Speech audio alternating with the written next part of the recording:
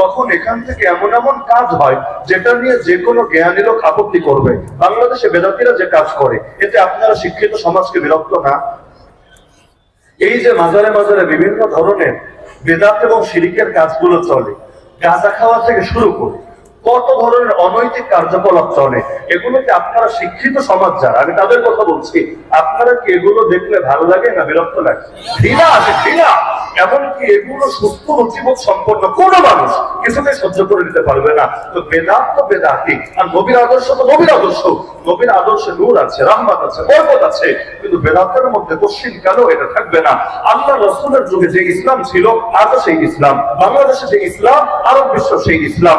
এই মূল ইসলামে পরিবর্তন হয় না, কিন্তু বেদাত, ঢাকার বেদাতের সাথে সিলেটের বেদাত মিলবে না, সিলেটের বেদাতের সাথে চিটাগাঙ্গের বেদাত মিলবে না, বাংলাদেশের বেদাতের সাথে ইন্ডিয়ার বেদাত মিলবে না। দেশে দেশে আলাদা, যুগে যুগে আলাদা, সমাজে সমাজে আলাদা, একটার সাথে আরেকটা মিলবে না। তো খ্রিস্ট ধর্ম যখন এর মধ্যে বেদাত ঢুকতে ঢুকতে আসল সুন্নাই হারায় গেল, আসল ধর্মে হারায় গেল, এক পর্যায়ে মানুষ বিরক্ত হয়ে এর বিরুদ্ধে আন্দোলন শুরু করলো এবং ধর্মরে মাইনাস করে দিয়ে অন্য ধর্ম থাকবে ধর্মের জায়গায়, রাষ্ট্র থাকবে রাষ্ট্রের জায়গায়, ধর্ম থাকবে গির্জায়, বাকি সব থাকবে ধর্মের আওতামুক্ত। বাস দুনিয়াতে আসলে ধর্ম নিরপেক্ষতাবাদ। এখন বাংলাদেশে অনেকের স্বভাব হলো বিদেশ থেকে যা আসে এটাই পছন্দ, দেশে জিনিস ভালো লাগে না, বিদেশে জিনিস সেটা যত 2 নম্বর হোক এটা তারা ছাড়তে পারে না। ওই ধর্ম নিরপেক্ষতাবাদ এসেছে ওখান থেকে, তারা এখানেও সেটা মানতে শুরু করেছে। যে প্রসঙ্গে কথাটা টানলাম, ওই যুগে যেমন বাদশা কখনো নিজেকে ঈশ্বরের দূত মনে করত, ফেরাউনের এই বাক্য থেকেও কিন্তু স্পষ্ট ও নিজেকে উপাস্যদের প্রতিনিধি, উপাস্যদের অবতার, উপাস্যদের স্থলাভিষিক্ত মনে করেছিল এবং জনগণকে তারে খোদা মানতে বাধ্য করেছিল। এমনকি নবী মুসা আলাইহিস সালামের মর্যাদা দেখে জাদুঘররাও যখন ঈমান এনেছে, পুরো ঘটনা আমার বলা লাগবে না, এগুলো জন্মের পর থেকে শুনতে শুনতে শুনতে আপনাদের সবার মুখস্থ আছে, এখানে বসায় দিলে আপনারাই পয়েন্ট করে দিতে পারবেন। এই জন্য পুরো ঘটনায় না গিয়ে আমি শুধু মূল মূল পয়েন্টে ফোকাস করবো, ইনশাআল্লাহ রাসূল তাকফীর ইশারা মুসলমানদের জন্য এই ইঙ্গিতগুলো যথেষ্ট হয়ে যাবে।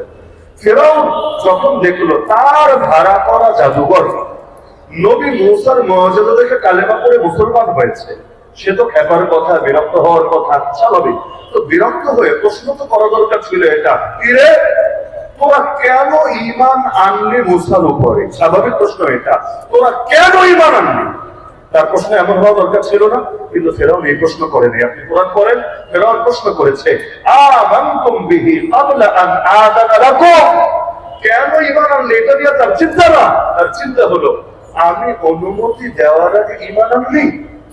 বাক্যের পার্থক্য বোঝেন, যদি আপনারা পড়াশোনা করে আসেন তাহলে মোটামুটি পার্থক্য গুলো বোঝার কথা। এক হলো কেন ঈমান আনলি, তার মানে ঈমান নিয়ে আপত্তি, এই বাক্য ফেরাউন বলে নাই, আল্লাহ বলছেন। ফেরাউন বললো কি, আমি অনুমতি দেওয়ার আগে ঈমান আনলি, তার মানে ঈমান নিয়ে সমস্যা না, অনুমতি ছাড়া কেন কাজ করলে এটা নিয়ে সমস্যা।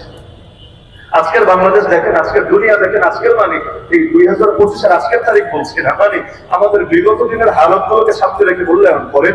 আপনি ধর্ম মানবেন, ধর্মের কথা বলবেন, এটা নিয়ে সমস্যা না, কিন্তু অনুমতির বাইরে গিয়ে আপনি কাজ করতে পারবেন না। যেমন নামাজের অনুমতি দেওয়া হলো, নামাজের ওয়াজ করেন, রোজার অনুমতি দেওয়া হলো, রোজার ওয়াজ করেন, যাকাতের অনুমতি দেওয়া হলো, যাকাতের ওয়াজ করেন, হজের অনুমতি দেওয়া হলো, হজের ওয়াজ করেন, জিহাদের অনুমতি দেওয়া হয় নাই, খবরদার জিহাদের নামও মুখে আনবেন না।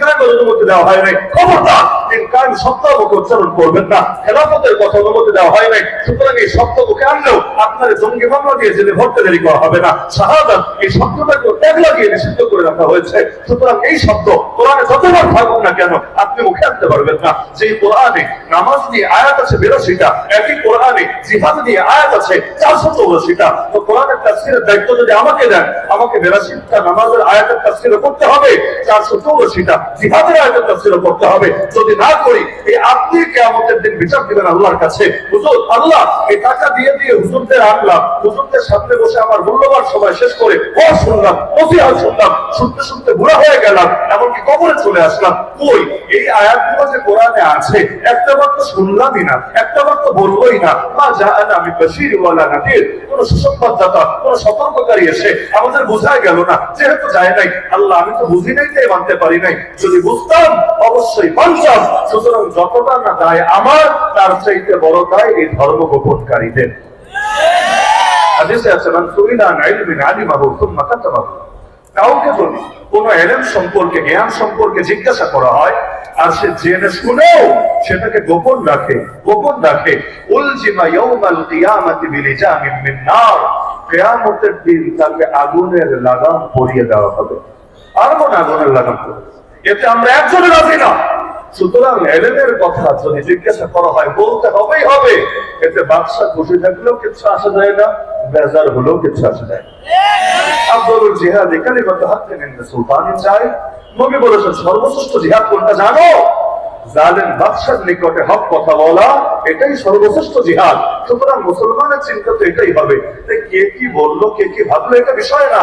আল্লাহ কি বললেন, আল্লাহ আমাকে কিভাবে দেখলেন, এটাই মুখ্য বিষয়। তায়েফের ময়দানে আমার নবীকে মারতে মারতে রক্তাক্ত করে ফেলা হলো, তখন আমার নবী আল্লাহকে বলছেন, আল্লাহুম্মা ইল্লাম ইয়াকুন বিকা গাদাবুন আলাইয়া ফালা উবালি গায়রা আন আফিয়াতাকা হিয়া আওসাউ লি। হে আল্লাহ, আমার উপর যদি আপনার রাগ না থাকে, গজব না থাকে, আমার কোনো কিছুতে কোনো পরোয়া নাই। কে মারলো, কে ধরলো, কে ফুল দিল, কে গালি দিল, আরে কে কি করলো না করলো, আমার কোনো কিছুতে কোনো পরোয়া নাই। আমার তো শুধু পরোয়া একটা, না জানি আপনি নারাজ হয়েছেন আমার উপর। মদিনার সাহাবীরা মক্কায় এসে লুকিয়ে লুকিয়ে রাতের অন্ধকারে আকাবার প্রান্তরে নবীকে বায়াত দিয়েছিলেন। ইতিহাস নবীকে নিয়ে যারা পড়াশোনা করেছেন জানা থাকার কথা। আকাবার বায়াত, ওই আকাবার বায়াতে কি বলেছিলেন নবীকে? উবাদা বিন সামিত রাদিয়াল্লাহু আনহু সেই হাদিস আজ ইতিহাসের পাতায় স্বর্ণাক্ষরে লেখা আছে। বলেছিলেন, بايعنا رسول الله صلى الله عليه وسلم على السمع والطاعة في عسرنا ويسرنا ومنشطنا ومكرهنا وأثرة علينا وعلى أن نقول الحق حيثما كنا لا نخاف في الله لومة لائم। এই শেষ দুইটা বাক্য লক্ষ্য করেন, নবীর হাতে হাত রেখে বায়াত দিয়েছি, অঙ্গীকার দিয়েছি, শপথ করেছি এই মর্মে, হকের কথা বলবোই বলবো, যেখানেই থাকে না কেন। হকের কথা বলতে গিয়ে কোন নিন্দুকের নিন্দার কোন পরোয়াই করবো না। নবীর সাহাবীরা নবীকে যদি এই মর্মে বায়াত দিয়ে থাকেন, তো নবীর উম্মতের জন্য এটা আদর্শ, নবীর উম্মতের জন্য এটা আদর্শ।